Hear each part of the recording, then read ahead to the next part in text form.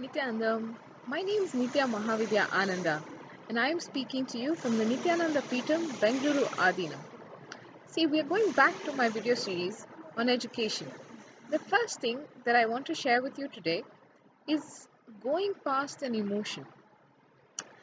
In education, if you fundamentally look, all we have been taught is how you can regurgitate, how you can memorize, and how you can maybe reproduce again on paper. In fact, I was having one of the conversations with some of the teachers from a very famous school, and they were telling me that the system uh, is such built that if the student does not write, then there can be no college admissions. This teacher was sharing with me an incident of a student that this student does not want to really write on paper what the answer to the question is. Okay, this answer can actually be found by just Wikipedia. So the teacher was sharing that to avoid having the child use Wikipedia, they force in the school to not have any kind of technology platform be used for submitting answers, which means this child is forced to actually write the answer on paper. So even if they sit down and they have a computer in front of them, they are forced to look at that computer, look at what Wikipedia has to say, and then write it down with their hand. So are we testing their copying skills? Because see, then she said if only if they write, then I can give them some evaluation, because that is what the criteria and assessment is based on. When I can give them some evaluation, they will get some form of good rating and ranking and marks. And with those good ranking and rating, I can move on and tell them how exactly they can really do well in common entrance tests. Common entrance tests are the basic college education exam that the student has to write. And when he does or she does properly in the common entrance test, they can get to college admissions. She was sharing so many cases about people who are interested in arts, who are amazing writers, who love a subject of English, but absolutely do not want to write a thing in chemistry. There's there's students who enjoyed dance and want to do something in dance, even are so creative that they can create their own dance pieces, but they don't want to do anything in maths and science. In fact, she even shared that this particular student has become on to be, you know, well known in that field of art, but the parents are not even aware that the student is involved, the child is doing something like this. They think the child is doing some scientific work. See, why are we creating a system of people who of our education where we don't even be want to encourage what we want to do. We just want to encourage what somebody else wants to enslave on us. How is that education? So the fundamental click in any education that needs to be understood is it needs to at least help you achieve your dreams. That is the definition, right? Not try to burden you. So an education that tests on your writing skills is not the right one. Very simply put. Next, this education that we say is not right and not helping you live your dreams should at least give you a way of coping up with your mechanisms and your emotions, right? If you're going to feel guilty for not doing something, take the example of this little child. This child felt guilty for not being able to tell her parents that she is passionate about dance. The only way, the coping mechanism she knows is to lie at home. She just very easily, and let's not use the word easily, but at least she's just using some made up facts of saying that she's doing science. Why is she doing that? Because that is her coping mechanism of dealing with the reality that her parents do not want her to do this. What is the way out? What is the way that she should be able to cope?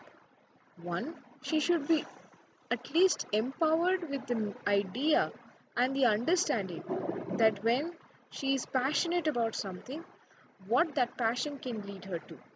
And what is the other coping mechanism? She is surely feeling the way of guilt. What is the answer to guilt? Actually, there is no answer because um, guilt creates inside of you like a pain shaft. It only reminds you of all the things that you should have done and you did not.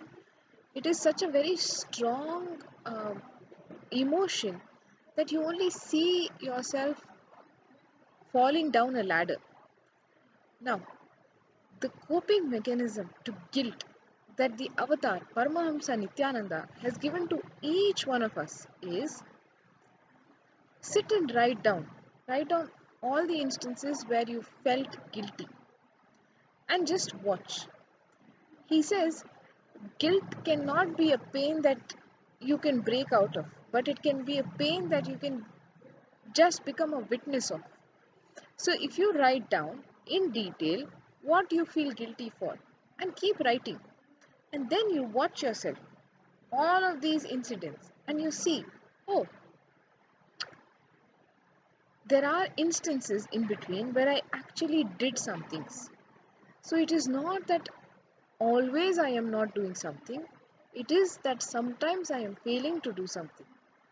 It is those sometimes, what cognition I had in those moments, where I was standing, what I felt about myself in that moment, what was my surrounding like, what was my situation like.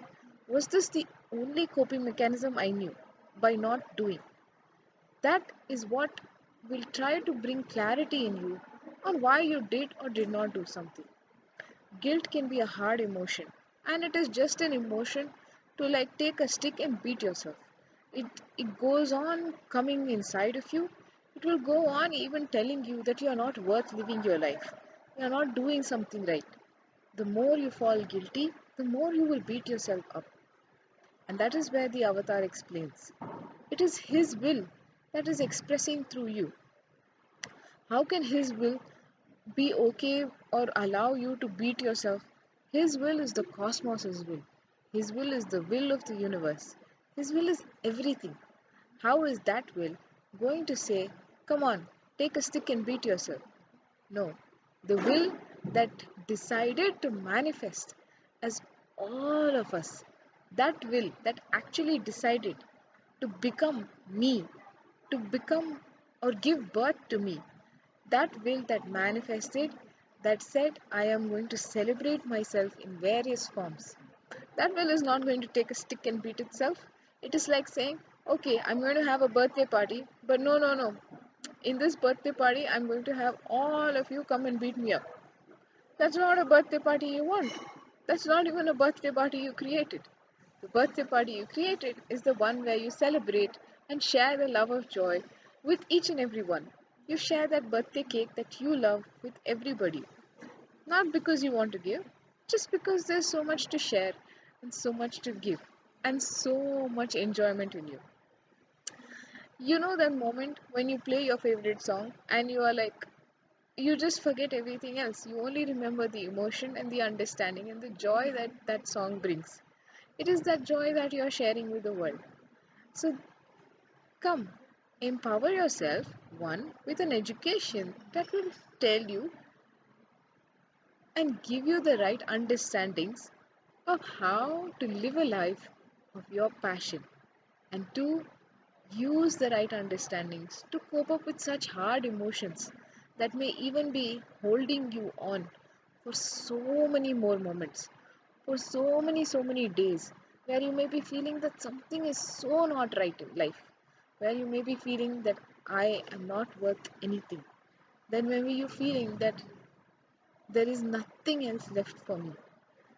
In those moments, get up and become the witness of what you're doing instead of the doer. Just relax, just sit down, take a break, and see what you are doing with that cognition of I am the will that manifests through this body. So nice talking to each one of you, and I'll be sharing some of the videos that these understandings are coming from. It's a pleasure, and with the blessings and auspicious blessings of my Guru, the Avatar, Paramahamsa Nithyananda, I thank you all for listening to me and welcome you all to come take these blessings from the Avatar himself. Nithyanandam.